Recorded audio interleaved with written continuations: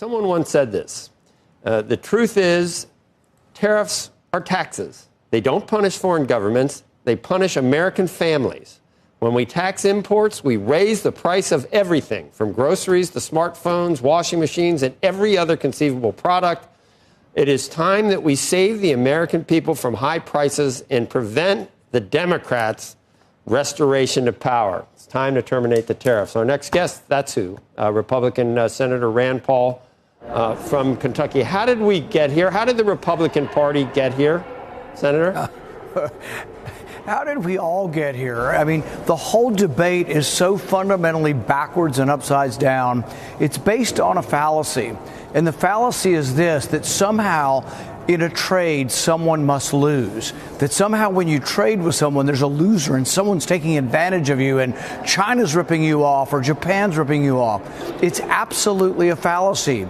Every trade that occurs in the marketplace is mutually beneficial. If you have a free society and I trade with you, if you want to sell me your coat and I give you $200 for it, we both agree to it and we're both happy with the trade. No American consumer trades with China. They trade with Walmart, or they may buy something from China, but they individually buy something they want and they make a decision. The trade is always a win-win. Now, you could artificially do this accounting between countries and say, oh, trade deficit, look at this trade deficit. But I have a trade deficit with my grocery store. The people who employ me, if I work for Corvette and they employ me, they have a trade deficit with my labor. They buy my labor and I never buy their cars. So you can have this artificial accounting and it makes it look like a bad thing, but you have to ask yourself, is trade good or bad? And if you look at the trade deficit, in times of a recession, the trade deficit goes down. So if the tariffs push us into a recession, we could reduce the trade deficit because we're all buying less stuff. We have to get back to the fundamentals of, is trade good or is trade bad?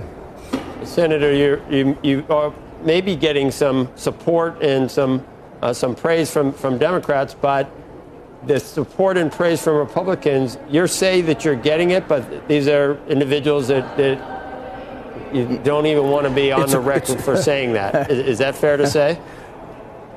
It's a quiet whisper, and people come up to me in the hall. You know how in Atlas Shrugged, they would come up and say, who is John Galt? They whisper in my ear, free trade is good. Keep going, keep going. But they don't want to say it because of the politics of it. And look, when I put free trade articles on my Twitter account, I get mobbed. I mean, I get what they call ratioed. I get more comments than likes, which they say isn't good. But we have to have this debate, and people have to understand that trade is between individuals, not countries, and it's a false accounting. So I'm committed to this. I'll keep talking about it. And there's one graph, if you look at it, and it has trade. Trade for the last 70 years went up exponentially, international trade, but so did GDP per capita. We get wealthy with trade, not without trade. It's such a fundamental debate that it's worth having. And I get all that. So it's almost like it was almost like a creep. Okay, what about some targeted tariffs? Okay, well, let's do it this way. Well, what about China? And then there's fentanyl, and you could sort of see the creep, right. Mission creep, or whatever you call it. Now we're at across the board tariffs, and even Republicans that in the past would have called themselves Reagan Republicans are kind of going along with it. How does it end? Tariffs, like sanctions, are good until they're applied. Once they're applied, they're of no value and they're a detriment to the economy.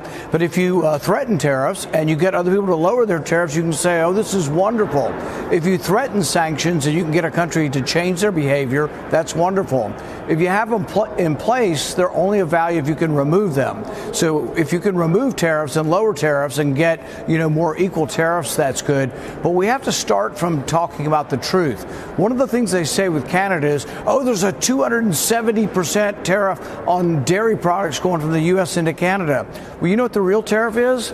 0. That's a big difference between what the truth is. So there's a certain amount of goods, dairy goods, that go to Canada every year, and they go at 0%. If we exceed a certain amount, there's this ridiculous 270% tariff, but we've never encountered it.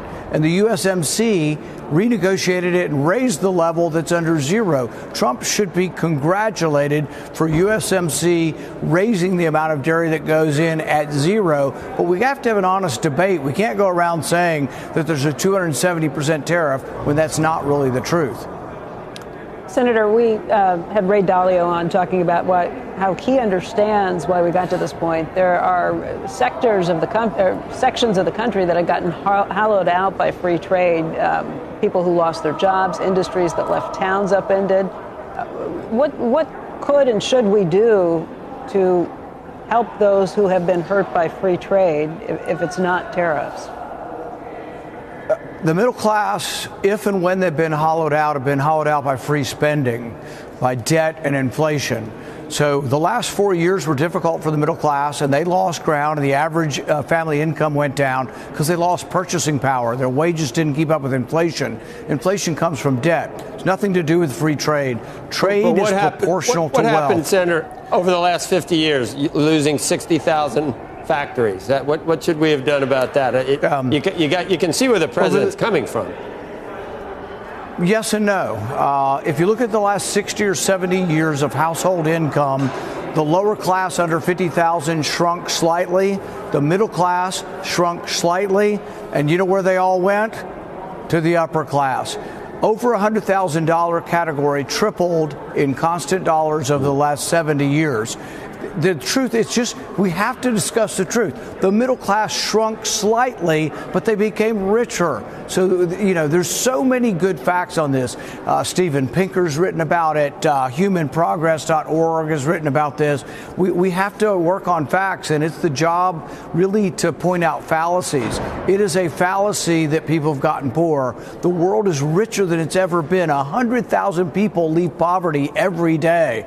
I mean, it's extraordinary, the phenomenon of capitalism, but trade is an integral part of capitalism. Yeah. Trade is just voluntary association. It is part of capitalism. We learned all this. I mean, what would the world look like without comparative advantage and everything else? Are we rewriting the rules of capitalism? It's crazy.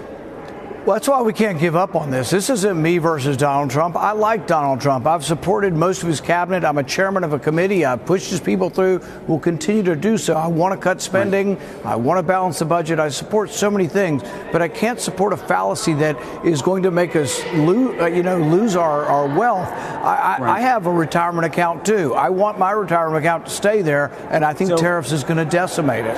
Okay, so Senator, I got maybe a difficult question. If you were to advise the leaders of foreign countries that now have to negotiate with the president, what would you tell them to do? Would you tell them to ratchet things up? Because ultimately you think these tariffs are a bad thing, and maybe that would force the president to stand down? Do you think the president looks at the market and says that he has less leverage, more leverage? How would you think about it in that context? And then separately, I'll ask you later what you think the CEO community that's thinking about where they're supposed to invest and what they're supposed to do in this moment are supposed to do. Right. You know, I'm fundamentally an American. It's hard for me to take the side of another country, but like a CFO has to do that. So if you're a CFO or a Treasury secretary of a country, you have to do it. When you argue for a trade war is based on emotions, not facts. So the trade war won't make them richer. The trade war will say, damn it, we're going to get even. We'll get even with those SOBs, but it doesn't make the foreign country richer either. The smartest thing actually would just be to keep your tariffs low and let the U.S. founder in their problems. But the thing is, that's not what typically happens. Emotions take over, and right now it's ratcheting up. But I can tell you this, if people care about the freedom of those people in Taiwan, they shouldn't want to cut off all trade with China. Okay. At the moment there is no trade with China, that is the moment that Taiwan will be taken by force. Senator, the main thing that keeps Taiwan as free is trade.